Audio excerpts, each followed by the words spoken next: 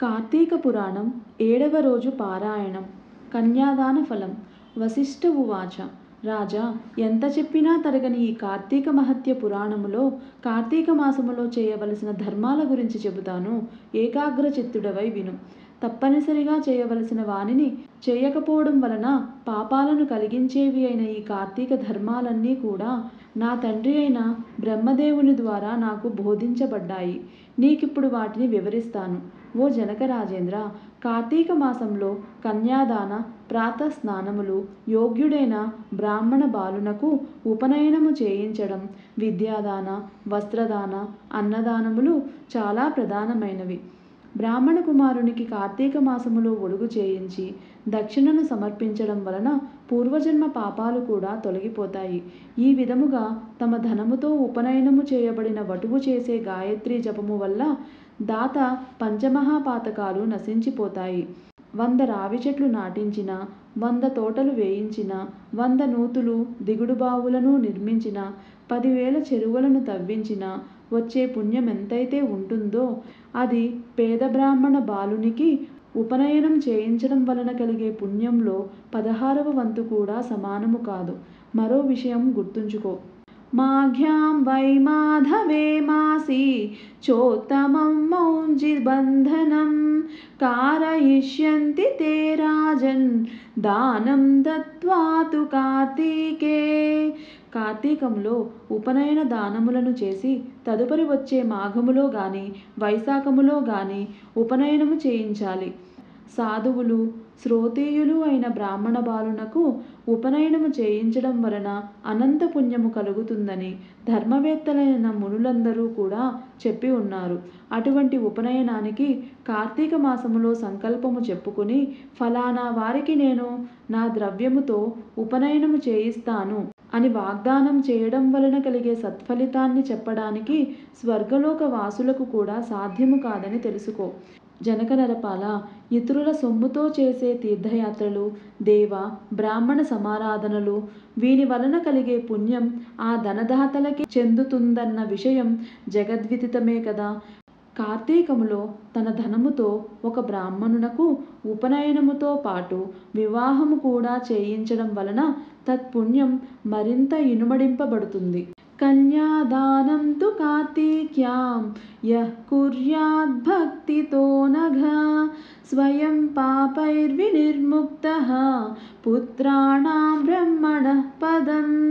కార్తీకములో కన్యాదానం ఆచరించిన వాడు స్వయముగా వాడు తరించడమే కాక వాని పితరులందరికీ కూడా బ్రహ్మలోక ప్రాప్తిని కలిగించిన వాడవుతాడు. ఇందుకు నిదర్శనగా ఒక ఇతిహాసమును చెబుతాను విను. సువీరోపాఖ్యానము. ద్వాపర యుగంలో వంగదేశాన దుర్మార్గుడైన సువీరుడనే రాజు ఉండేవాడు. లేడి కన్నుల వంటి సొగ కన్నులు గల సుందరాంగి ఒకతే అతని భార్యగా ఉండేది.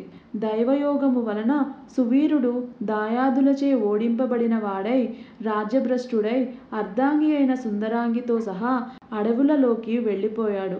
కందమూలాదులతో కాలము గడపసాగాడు. ఇలా ఉండగా అతని భార్య గర్భవతి అయింది. రాజు నర్మదా తీరంలో పర్ణశాలను నిర్మించాడు.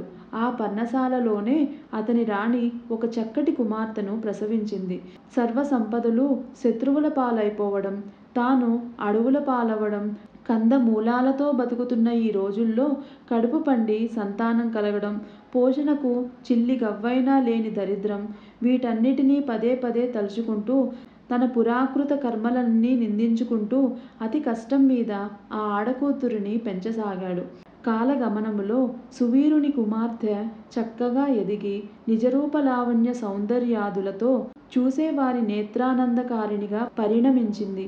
8 ఏండ్ల ప్రాయంలోనే ఎంతో మనోహరంగా ఉన్న ఆ అమ్మాయిని చూసి మోహితుడైన ఒక మునికుమారుడు ఆ బాలికను తనకిచ్చి పెండ్లి చేయవలసినదిగా సువీరుని కోరాడు. అందుకా రాజు, ఋషిపుత్ర, ప్రస్తుతము నేను ఘోర దరిద్రములో ఉన్నాను గనుక నేను కోరినంత ధనాన్ని నువ్వు కన్యాశుల్కముగా సమర్పించినట్లయితే నీ కోరికను తీరుస్తాను అన్నాడు. ఆ పిల్ల మీది మక్కువ మానుకోలేని ఆ ముని, రాజా, నేను కేవలం మునికుమారుడినైన కారణంగా నీవు అడిగినంత ధనము తక్షణమే ఇవ్వలేను. తపస్సు చేత తద్వారా ధనమును సంపాదించి తెచ్చి ఇస్తాను. అంతవరకు ఈ బాలికను నా నిమిత్తమై భద్రపరిచి ఉంచు అని చెప్పాడు. అందుకు సువీరుడు అంగీకరించడంతో ఆ నర్మదా తీరములో తపోనిష్ఠుడై తత్ఫలితంగా అనూహ్య ధనరాశిని సాధించి దానిని తెచ్చి సువీరునికి ఇచ్చాడు. ఆ సొమ్మునకు సంతృప్తి చెందిన రాజు తన ఇంటి ఆచారము ప్రకారముగా తన కూతురిని ముని యువకునికి ఇచ్చి ఆ అరణ్యములోనే కళ్యాణము జరిపించాడు. ఆ బాలిక భర్తతో కలిసి వెళ్ళిపోయింది. తత్కన్యా విక్రయ ద్రవ్యముతో రాజు తన భార్యతో సుఖముగా ఉండసాగాడు. తత్ఫలితముగా సువీరుని భార్య గర్భిణి అయి మళ్ళా ఒక ఆడపిల్లనే కన్నది. అందుకు రాజు ఆనందించాడు. పెద్ద పిల్లను అమ్మి ధనము రాబట్టినట్లే ఈ పిల్ల ద్వారా కూడా మరింత ధనమును సంపాదించవచ్చని సంతోషించాడు. బిడ్డ ఎదుగుతూ ఉంది. ఇలా ఉండగా ఒకానొక యతీశ్వరుడు నర్మదా స్నానానికై వచ్చి అక్కడి పర్ణశాలలో ఉన్న సువీరుని, అతని భార్యను, కుమార్తెను చూసి, నేను కౌండిన్య గోత్రజుడైన యతిని. ఈ అరణ్య ప్రాంతంలో సంసారయుతంగా ఉన్న నువ్వెవరివి అని అడిగాడు. యతీంద్రుడి ప్రశ్నలకు జవాబుగా, అయ్యా, నేను వంగాసాధీసుడైన సువీరుడను. దాయాదుల వలన రాజ్యభ్రష్టుడినై ఇలా అడవిలో జీవిస్తున్నాను. నదారిద్ర్య సమం దుఃఖం నశోక పుత్రమారణాత్ నచ వ్యధానుగమనేన వియోగ ప్రియాపహాత్. దారిద్ర్యం కన్నా ఏడిపించేది కొడుకు చావు లేదా లేకపోవడం కంటే ఏడవవలసినది భార్య లేదా రాజ్యవియోగం కన్నా బయటకు ఏడవలేని అంతఃశల్యం లాంటి దుఃఖం ఇంకేమీ ఉండదు. తమకు తెలిసిందే కదా. ప్రస్తుతం నేనా విధమైన 3 రకాల విచారాల వలన అమిత దుఃఖితుడినై ఈ విధముగా కందమూల భక్ష్యములతో ఈ అరణ్యమే శరణముగా బతుకుచున్నాను. ఈ అరణ్యములోనే తొలిచూలుగా నాకొక కూతురు పుట్టింది. ఆమెనొక మునికుమారునికి విక్రయించి ఆ ధనముతో ప్రస్తుతానికి సుఖముగానే బ్రతుకుతున్నాను. ఇది నా 2వ కూతురు. ఈమె నా భార్య. నా గురించి ఇంకా ఏ వివరాలు కావాలో అడిగితే చెబుతాను అని అన్నాడు సువీరుడు. సువీరుడిచ్చిన సమాధానానికి ఆశ్చర్యపోతూనే ఆ యతీంద్రుడు, ఓ రాజా, ఎంత పని చేశావు! మూర్ఖుడివై అగణితమైన పాపాన్ని పోగుపెట్టుకున్నావు. కన్యాద్రవేణ యోజీవే దశిపత్రం సగచ్చతి దేవాన్ ఋషీన్ పితॄన్ క్యాపి కన్యాద్రవ్యేణ తర్పయేత్ శాపం దాస్యంతి తే సర్వే జన్మ జన్మన్యపుత్రతాన్. ఆడపిల్లని అమ్ముకుని అలా వచ్చిన డబ్బుతో జీవించేవారు మరణానంతాన అసిపత్రం అనే నరకము పాలవుతారు. ఆ సొమ్ముతో దేవ, ఋషి, పితృగణాలకు చేసిన అర్చన తర్పణాదుల వలన ఆ దేవఋషి పితృలందరూ కూడా నరకాన్ని చవిచూస్తారు. అంతేకాదు, కర్తకు జన్మ జన్మలకు కూడా పుత్ర సంతానం అనేదే కలగదని శపిస్తారు. ఇక అలా ఆడపిల్లను అమ్ముకొని జీవించడమే వృత్తిగా పెట్టుకున్న వాళ్ళు ఖచ్చితంగా రౌరవ నరకంలో పడతారు. రాజా, సర్వేషామేవ పాపానాం ప్రాయశ్చిత్తం విదుర్భదాః కన్యా విక్రయశీలస్య ప్రాయశ్చిత్తం న చోదితం. అన్ని రకాల పాపాలను ఏవో కొన్ని ప్రాయశ్చిత్తాలు ఉన్నాయి కానీ ఈ కన్యాశుల్కము అనబడే ఆడపిల్లను అమ్ముకునే మహాపాపానికి మాత్రం ఏ శాస్త్రములోనూ కూడా ఎటువంటి ప్రాయశ్చిత్తము లేదు. కాబట్టి సువీరా, ఈ కార్తీక మాసంలో శుక్లపక్షంలో నీ 2వ కుమార్తెకు కన్యాదాన పూర్వకముగా కళ్యాణము జరిపించు. కార్తీక మాసంలో విద్యా తేజశీల యుక్తుడైన వరునికి కన్యాదానమును చేసినవాడు గంగానది సమస్త తీర్థాలలోనూ స్నానదానాదులు చేయించడం వలన కలిగే పుణ్యాన్ని యథోక్త దక్షిణాయుతముగా చేసే అశ్వమేధాది యాగాలను చేసిన వాళ్ళు పొందే సత్ఫలితాన్ని పొందుతారు అని హితబోధ చేశాడు. కానీ నీచ బుద్ధితో కూడుకొని ఉన్న ఆ సువీరుడు ఆ సజ్జన సద్బోధను కొట్టిపారేస్తూ, బాగా చెప్పావయ్యా బాపడా, పుట్టినందుకు గాను పుత్ర ద్వారా గృహ క్షేత్ర వపోవసు రత్నాద్యలంకారాదులతో ఈ శరీరాన్ని పుష్టిపరిచి సుఖించాలే గాని ధర్మము ధర్మము అంటూ కూర్చుంటే ఎలాగా? అసలు ధర్మం అంటే ఏమిటి? దానం అంటే ఏమిటి? ఫలితం అంటే ఏమిటి? పుణ్యలోకాలంటే ఏమిటి? అయ్యా ఋషిగారు, ఏదో రకంగా డబ్బును సంపాదించి భోగాలను అనుభవించడమే ప్రధానము. పెద్ద పిల్ల విషయంలో కంటే అధికముగా ధనమిచ్చే వారికే నా చిన్నపిల్లను కూడా ఇచ్చి పెండ్లి చేస్తాను. నేను కోరుకునే సుఖభోగాన్ని అనుభవిస్తాను. అయినా నా విషయాలన్నీ నీకెందుకు? నీ దారిన నువ్వు వెళ్ళు అని కసిరికొట్టాడు. అంతటితో ఆ తాపసి తన దారిన తాను వెళ్ళిపోయాడు. శృతకీర్తుపాఖ్యానము. ఈ సువీరుని వంశీకుడైన శృతకీర్తి అనే రాజొకడున్నాడు. సమస్త సధర్మ ప్రతక్త, శతాధిక యాగకర్త అయిన ఈ శృతకీర్తి తన పుణ్యకార్యాల వలన స్వర్గములోని ఇంద్రాదుల చేత గౌరవింపబడుతూ సమస్త సుఖాలను అనుభవిస్తున్నాడు. సువీరునికి యముడు విధించిన శిక్ష కారణంగా యమదూతలు స్వర్గము చేరి అక్కడ సుఖిస్తున్న శృతకీర్తి యొక్క జీవుని పాశబద్ధుని చేసి నరకానికి తీసుకుని వచ్చారు. ఆ చర్యకు ఆశ్చర్యపడిన శృతకీర్తి యముని ముంగిట నిలబడి, స్వర్గములో ఉన్న నన్ను ఇక్కడికెందుకు రప్పించావు? నేను చేసిన పాపమేమిటి అని నిలదీశాడు. మందహాసము చేశాడా మహాధర్ముడు. ఇలా చెప్పసాగాడు. శృతకీర్తి, నువ్వు పుణ్యాత్ముడివే, స్వర్గార్హుడవే. కానీ నీ వంశీకుడైన సువీరుడనేవాడు కన్యను విక్రయించాడు. అతడు చేసిన మహాపాపము వలన అతని వంశీకులైన మీరంతా నరకానికి రావలసి వచ్చింది. సువీరుని రెండవ కుమార్తె నర్మదా నదీ తీరాన పర్ణశాలలో తన తల్లితో జీవిస్తూ ఉంది. ఆ బిడ్డకింకా వివాహం కాలేదు. నువ్వు నా అనుగ్రహము వల్ల దేహివై అక్కడికి వెళ్ళి అక్కడ యోగ్యుడైన వరునికిచ్చి కన్యాదాన విధముగా పెళ్లిని జరిపించు. శృతకీర్తి, ఎవడైతే కార్తీక మాసములో సర్వాలంకార భూషిత అయిన కన్యను యోగ్యుడైన వరునికిచ్చి దానము చేస్తాడో వాడు లోకాధిపతులతో తుల్యుడవుతాడు. అలా కన్యాదానమును చేయాలనే సంకల్పము ఉండి కూడా సంతానము లేనివాడు బ్రాహ్మణ కన్యాదానానికి గాను కన్యాదానం అందుకోబోతున్న బ్రాహ్మణునకు ధన సహాయము చేసినట్లయితే ఆ ధనదాత కన్యాదాత పొందే ఫలాన్నే పొందుతాడు. అంతేకాదు, స్వలాభాపేక్ష రహితుడై 2 పాడి ఆవులను చెల్లించి కన్యను కొనుక్కొని ఆ కన్యను చక్కని వరునికిచ్చి పెండ్లి చేసేవారు కూడా కన్యాదాన ఫలాన్ని పొందుతారు.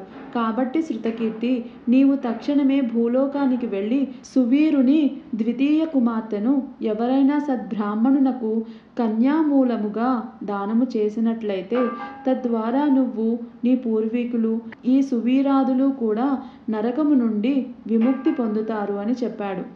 ధర్ముని అనుగ్రహము వలన దేహధారి అయిన శృతకీర్తి వెనువెంటనే భూలోకములోని నర్మదా నదీ తీరాన్ని చేరి అక్కడి పర్ణశాలలో ఉన్న సువీరుని భార్యకు హితవులు గరిపి వారి ద్వితీయ సంతానమైన ఆడపిల్లను సువర్ణాభరణ భూషితను చేసి శివప్రీతిగా శివార్పణమస్తు అనుకుంటూ ఒకానొక బ్రాహ్మణునికి కన్యాదానముగా అర్పించాడు. ఆ పుణ్యమహిమ వలన సువీరుడు నరకపీడా విముక్తుడై స్వర్గమును చేరి సుఖించసాగాడు. తదనంతరం శృతకీర్తి 10 మంది బ్రాహ్మణులకు కన్యామూల్యమును ధారపోయడం వలన వారి వారి పితృపితామహాది వర్గాలు వారంతా కూడా విగతపావులై స్వర్గాన్ని పొందారు. అనంతరం శృతకీర్తి కూడా యథాపూర్వకముగా స్వర్గమును చేరి తన వారిని కలిసి సుఖించసాగాడు. కాబట్టి ఓ జనక మహారాజా, కార్తీక మాసములో కన్యాదానమును చేసేవాడు సర్వ పాపాలను నశింపచేసుకుంటాడనడంలో ఏమాత్రమూ సందేహము లేదు. కన్యామూల్యాన్ని చెల్లించలేని వారు వివాహార్థము మాట సహాయము చేసినప్పటికీ కూడా అమితమైన పుణ్యాన్ని పొందుతారు. రాజా, ఎవరైతే కార్తీక మాసంలో యథావిధిగా కార్తీక వ్రతాన్ని ఆచరిస్తారో వాళ్ళు స్వర్గాన్ని, ఆచరించని వాళ్ళు నరకాన్ని పొందుతారనడంలో ఏమాత్రం సందేహము లేదని గుర్తించు. మిథులాధీశ, కార్తీక మాసమంతా పూర్వోక్త సర్వధర్మ సంయుతంగా కార్తీక వ్రతాన్ని ఆచరించలేకపోయినప్పటికీ కూడా ఎవరైతే కార్తీక పూర్ణిమ నాడు వృషోత్సర్గం చేస్తారో వారి యొక్క జన్మాంతర పాపాలన్నీ కూడా నశించిపోతాయి. వృషోత్సర్గం. జనక మహీపాల, ఆవు యొక్క కోడెదూడను అచ్చుబోసి ఆబోతుగా స్వేచ్ఛగా వదలడాన్నే వృషోత్సర్గము అంటారు. ఈ మానవలోకంలో ఏ ఇతర కర్మాచరణల వలన కూడా అసాధ్యమైన పుణ్యాన్ని ప్రసాదించే ఈ కార్తీక వ్రతములో భాగముగానే కార్తీక పూర్ణిమ నాడు పితృదేవతా ప్రీత్యర్థం ఒక ఆవు దూడను అచ్చుబోసి ఆబోతుగా స్వేచ్ఛగా వదిలివేయాలి. అలా చేయడం వలన గయాక్షేత్రంలో పితరులకు 1,000,000 సార్లు శ్రాద్ధాన్ని నిర్వహించిన పుణ్యము కలుగుతుంది. యః కో వా స్మృతులే జాతః పౌర్ణమాస్యాంతు కార్తీకే ఉత్పృజేద్వృషభం నీలం తేన తృప్తా వయం త్వితి కాక్షంతి నృపశ్రాద్ధూల పుణ్యలోకస్థితాపి. పుణ్యలోకాలలో ఉన్న పితరులు సైతం తమ కులములో పుట్టిన వాడెవ్వడైనా కార్తీక పౌర్ణమి నాడు నల్లని గిత్తను అచ్చుబోసి వదిలివేసినట్లయితే మనకు అమితానందం కలుగుతుంది కదా అని చింతిస్తూ ఉంటారు. రాజా, ధనికులైనా సరే జీవితంలో ఒక్కసారైనా కార్తీక పౌర్ణమి నాడు వృషోత్సర్గము చేయని వాడు అంధతామిశ్రము అనే నరకాన్ని పొందుతాడు. గయాశ్రాద్ధము వలన గాని, ప్రతి వర్షాబ్దికాల వల్ల గాని, తీర్థస్థలాలలో తర్పణం వల్ల గాని ఈ వృషోత్సర్గంతో సమానమైన ఆనందాన్ని పితరులు పొందరని, గయాశ్రాద్ధ వృషోత్సర్గాలు రెండూ సమానమేనని పెద్దలు చెప్పినా వృషోత్సర్గమే ఉత్తమమైనదని తెలుసుకో.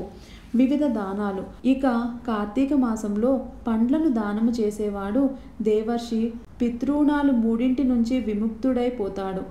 దక్షిణాయుతంగా ఉసిరిక ఫలాన్ని దానమిచ్చిన వాడు సార్వభౌముడవుతాడు.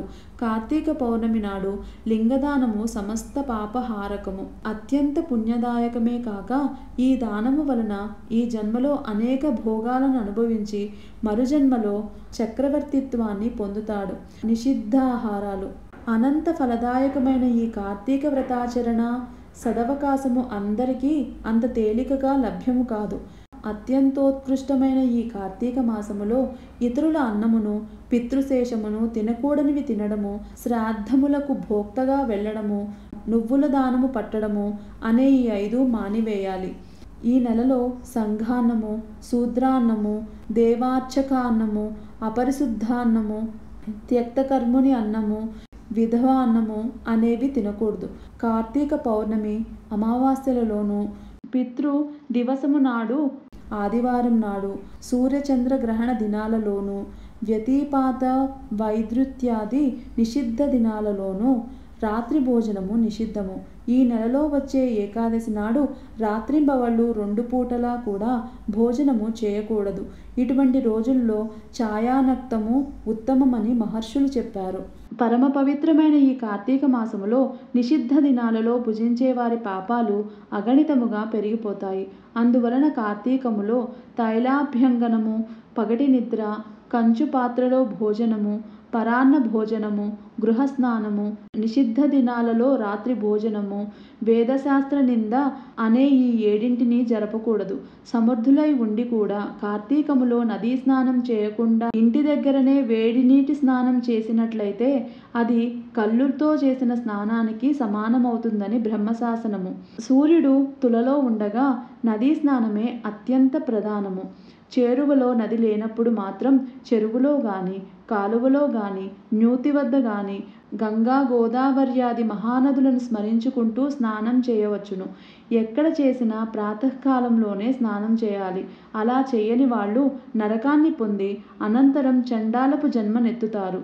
గంగానదీ స్మరణను చేసి, స్నానము చేసి, సూర్యమండలగతుడైన శ్రీహరిని ధ్యానించి, ఆ విష్ణుగాథా పురాణాదులను ఆలకించి ఇంటికి వెళ్ళాలి. పగలు చేయవలసిన పనులన్నీ ముగించుకుని సాయంకాలం మరలా స్నానము చేసి పూజాస్థానములో పీఠమును వేసి దాని మీద ఈశ్వరుని ప్రతిష్ఠించి పంచామృత ఫలోదక కుశోదకాలతో మహాస్నానమును చేయించి షోడశోపచారాలతో పూజించాలి. మహేశ్వర షోడశోపచారాల పూజాకల్పం. ముందుగా పరమేశ్వరుడైన ఆ పార్వతీపతిని ఆవాహన చేయాలి. అటు పిదప ఓం వృషధ్వజాయ నమః ధ్యానం సమర్పయామి, ఓం గౌరీ ప్రియాయ నమః పాద్యం సమర్పయామి, ఓం లోకేశ్వరాయ నమః ఆర్ఘ్యం సమర్పయామి, ఓం రుద్రాయ నమః ఆచమనీయం సమర్పయామి, ఓం గంగాధరాయ నమః స్నానం సమర్పయామి, ఓం ఆసాంబరాయ నమః వస్త్రం సమర్పయామి, ఓం జగన్నాథాయ నమః ఉపవీతం సమర్పయామి, ఓం కపాలధారిణే నమః, గంధం సమర్పయామి. ఓం ఈశ్వరాయ నమః. అక్షతాన్ సమర్పయామి. ఓం పూర్ణగుణాత్మనే నమః. పుష్పం సమర్పయామి. ఓం ధూమ్రాక్షాయ నమః. ధూపమాఘ్రాపయామి. ఓం తేజోరూపాయ నమః. దీపం సమర్పయామి. ఓం లోకరక్షాయ నమః. నైవేద్యం సమర్పయామి. ఓం భూర్భువస్సువః తత్సవితుర్వరేణ్యం భర్గో దేవస్య ధీమహి ధియో యో నః ప్రచోదయ అనుకుంటూ ఒక పువ్వుతో నివేదించు పదార్థాలను చుట్టూ నీటిని ప్రోక్షించి ఓం ప్రాణాయ స్వాహ, ఓం అపానాయ స్వాహ, ఓం వ్యానాయ స్వాహ, ఓం ఉదానాయ స్వాహ, ఓం సమానాయ స్వాహ, ఓం శ్రీ మహాదేవాయ శివ శివ శివ శంభవే స్వాహ అంటూ స్వాహ అనినప్పుడల్లా ప్రభువునకు నివేదనము చేసి ఫలానా పదార్థము నివేదించాము అని అమృతమస్తు అమృతోపస్తరణమసి ఋతం నత్యేన పరిష్యించామి ఉత్తరాపోసనం సమర్పయామి అనుకొని పదార్థాలను కుడిపక్కన ఒక చుక్క నీరును వదిలి పిదప ఓం లోక సాక్షినే నమః తాంబూలాదికం సమర్పయామి. ఓం భవాయ నమః ప్రదక్షిణం సమర్పయామి. ఓం కపాలినే నమః నమస్కారం సమర్పయామి. జనక మహారాజా పైన చెప్పిన విధముగా షోడ ఉపచారాలను గాని లేదా నెల పొడవున ప్రతిరోజు సహస్రనామయుతంగా గాని శివపూజను చేసి పూజ యొక్క చివరిలో పార్వతీకాంత దేవేశ పద్మజర్ఛాంగ్రి పంకజ అర్ఘ్యం గృహాణ దైత్యారే దత్తం చేదాముమాపతే అనే మంత్రంతో ఆర్ఘ్యమును ఇవ్వాలి. అనంతరం యథాశక్తి దీపమును సమర్పించి శక్తివంచన లేకుండా బ్రాహ్మణులకు దానమును ఇవ్వాలి. ఈ ప్రకారముగా కార్తీకం నెల్లాళ్ళు కూడా బ్రాహ్మణ సమేతంగా నక్తవ్రతాన్ని ఆచరించేవాడు 100 వాజపేయాలు వేయేసి సోమాస్వద మేధాలు చేసిన ఫలాన్ని పొందుతాడు. కార్తీక మాసంలో ఈ మాస నక్త వ్రతాచరణ వలన పుణ్యాధిక్యత, పాపనాశనం అవలీలగా ఏర్పడతాయి అనడంలో ఎటువంటి సంకోచము లేదు. కార్తీక చతుర్దశి నాడు పితృప్రీతిగా బ్రాహ్మణులకు భోజనము పెట్టడం వలన వాళ్ళ యొక్క పితృలందరూ కూడా సంతృప్తులవుతారు. కార్తీక శుద్ధ చతుర్దశి నాడు ఔరసపుత్రుడు చేసే తిలదర్పణము వలన పితృలోకము సర్వము తృప్తి చెందుతుంది. ఈ చతుర్దశి నాడు ఉపవాసము ఉండి శివారాధన చేసి తిలలను దానం చేసేవాడు కైలాసానికి క్షేత్రాధిపతి అవుతాడు. ఈ కార్తీక వ్రతాన్ని ఆచరించిన వాళ్ళు తప్పకుండా తమ పాపాలను పోగొట్టుకున్న వాళ్ళయి మోక్షగతులవుతారు. ఓ జనక మహారాజా, కార్తీక పురాణములో ముఖ్యముగా ఈ అధ్యాయాన్ని శ్రద్ధాభక్తులతో చదివినా వినినా కూడా వాళ్ళు సమస్త పాపాలకు ప్రాయశ్చిత్తము చేసుకోవడం ద్వారా కలిగే ఫలితాన్ని పొందుతారు. 7వ రోజు పారాయణ సమాప్తం.